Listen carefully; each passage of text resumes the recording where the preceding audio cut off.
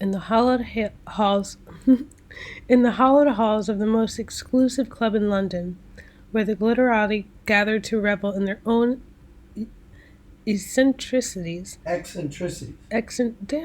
Eccentricities.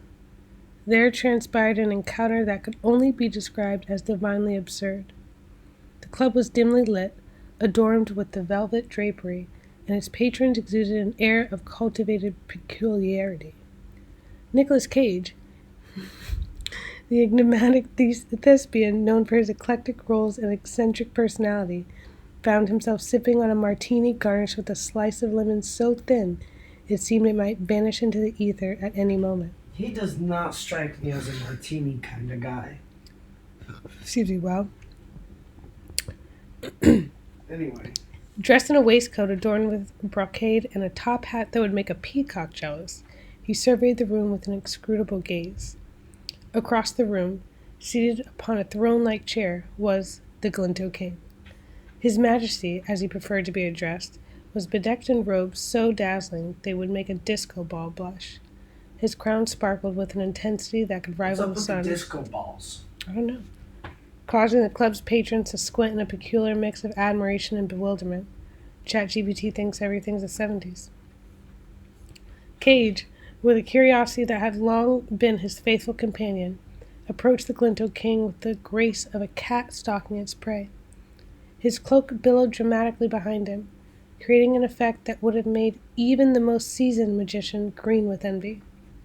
Your Majesty, Cage purred, his voice dripping theatrically, I must say your attire is positively radiant.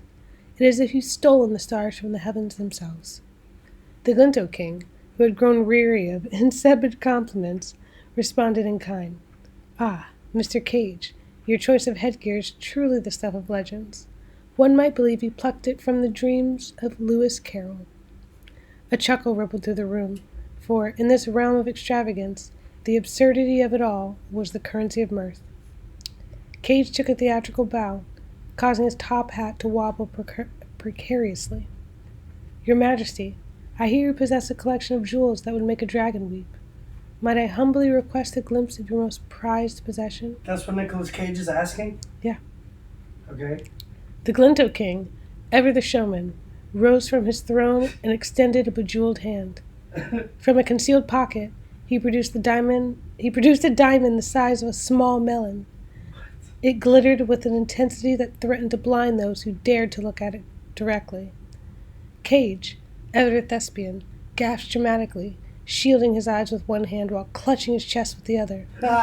My word, Your Majesty, I've seen many a treasure in my time, but this is positively heart-stopping. Dare I say, it's almost as if it were stolen from the chest of a dragon. The Glinto King threw back his head and laughed, the sound echoing through the club like a symphony of insanity. Mr. Cage, he said with a mischievous glint in his eye, if I were to confess, I might say that I did once have a rather heated disagreement with the dragon over this very gem.